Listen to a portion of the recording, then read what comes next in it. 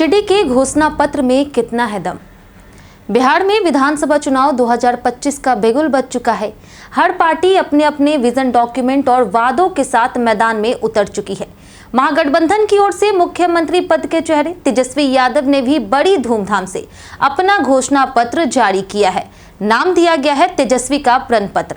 इसमें ऐसे वादों की झड़ी है जिन्हें सुनकर आम जनता के कानों में बदलाव का संगीत तो जरूर गूंजता है, लेकिन जब आप इन वादों के पीछे के इतिहास और हकीकत को देखते हैं तो कहा जा सकता है कि यह प्रण पत्र नहीं बल्कि पार्टी का प्रचार पत्र है।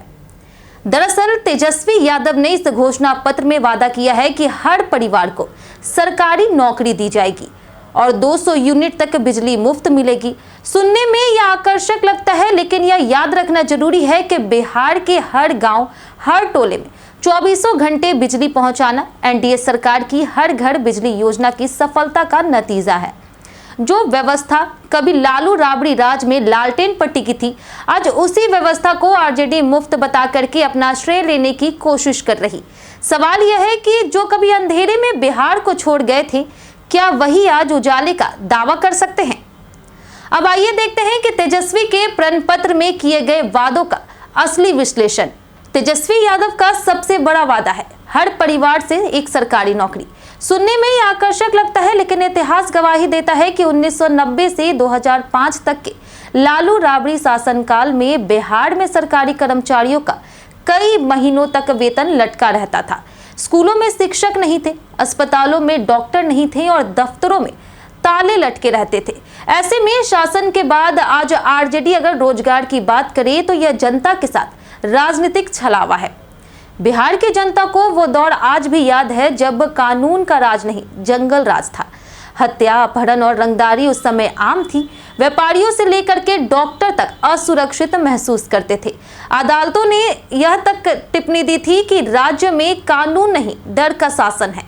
आज जब तेजस्वी यादव अपने उम्मीदवार घोषित करते हैं तो वही पुराने चेहरे दिखते हैं जिनका अतीत अपराधों से रंगा है। एडीआर की 2025 की रिपोर्ट बताती है कि आरजेडी के 76% उम्मीदवारों पर आपराधिक मामले दर्ज है, जिनमें से 60% पर हत्या या अपहरण जैसे जघन्य अपराध के आरोप हैं। क्या जनता फिर से वैसा बिहार देखना चाहेगी?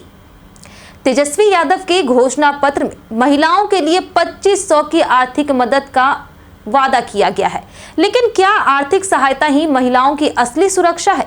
क्योंकि ऐसा कहा जाता था कि लालू राबड़ी राज के समय की महिलाओं के लिए शाम 6 बजे के बाद सड़कों पर निकलना खतरे से खाली नहीं था। अब वही पार्टी महिलाओं को सहायता देने का वादा कर रही, लेकिन असल सवाल सुरक्षा का है, सम्मान का है। क्या बिना सुरक्षा के यह सहायता राशि महिलाओं की असल चिंता हल कर सकती है? वहीं अगर बात उस समय के अर्थव्यवस्था की भी करें तो लालू राबड़ी शासनकाल में बिहार की अर्थव्यवस्था माइनस ग्रोथ रेट पर थी। उद्योग बंद हो चुके थे, निवेशक राज्य छोड़ चुके थे और लाखों युवाओं को पलायन के लिए मजबूर होना पड़ा था।